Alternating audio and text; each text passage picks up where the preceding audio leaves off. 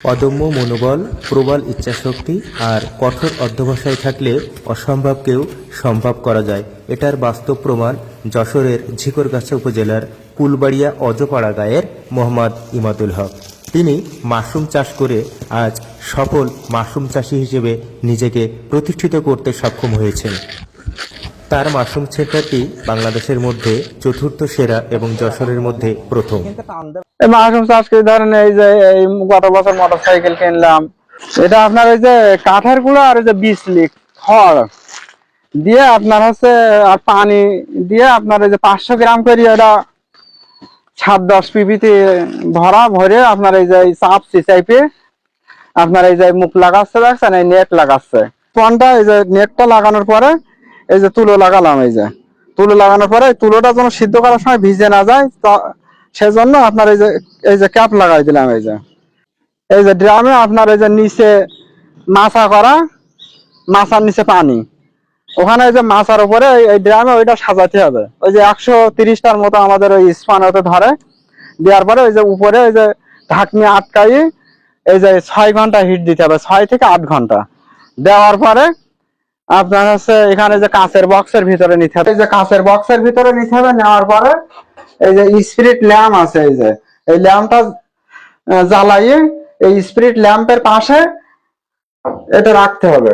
রেখে এর ভিতরে হাত পুরি দেয়, এই যে আপনার তুলো খুলে তারপরে এই যে মাদার আছে, এই মাদার বীজ, এই যে এই মাদারটা এর ভিতরে দিতে হবে 1 চামচ বা 2 থেকে 3 চামচ পরিমাণ। দেওয়ার পরে আবার এই তুলোটা একটু হিট দিয়ে লাগাই দিলাম, দিলে এই বীজ দেওয়া হয়ে গেল। দেওয়ার পরে এটা আপনার এই যে 1 মাস মতো লাগবে এটা সাদা হতে। অতিরিক্ত যদি গরম পড়ে তাহলে আমাদের যে উপরে এসি আছে ওখানে এই যে এসির ভিতরে রাখবো। আর যদি আবহাওয়া একটু মিডিয়াম হয় তাহলে সেক্ষেত্রে আপনার হইলে এই যে চাষ ঘরে রাখবো। রাখার পরে 1 মাস পরে এটা সাদা হয়ে গেলে এই যে নেটটা খুলে নেবো। এই নেট আপনার এই যে তুলোটা খুলে নেবো, আর এই যে নেটটা খুলে এই যে বেঁধে এই যে 2 সাইডে ডি আকৃতিতে কেটে দিলে এই যে 2 সাইডে ফলন হবে। এই মাদারটা করার আগে এই যে টিস্যু করতে হয়। এই যে টিস্যু আছে, এই টিস্যু আপনার টিস্যু কালচার করার পরে টিস্যুটা মাদারে দিতে হয়, মাদার থেকে আবার এই যে স্পানে দেওয়া লাগে। 25 থেকে 1 মাসের ভিতরে এই দেখেন এইগুলো আপনার এই যে সাদা হয়ে গেছে। যাওয়ার পরে এই যে নেটটা খুলে নিছে, নেওয়ার পরে এই যে গাডার দিয়ে বেঁধে এই যে ডি আকৃতিতে এই 2 সাইডে কেটে দিছি। দেওয়ার পরে এটা এই যে চাষের উপযোগী হয়ে গেছে। এবার এটা ঝোলাতে হবে, ঝোলালে দেখেন এই সমস্ত এই বেরোচ্ছে, এই যে এখানে বেরোচ্ছে, এই দেখেন এই 2 সাইড দিয়ে বেরোচ্ছে মাশরুম, ঠিক আছে।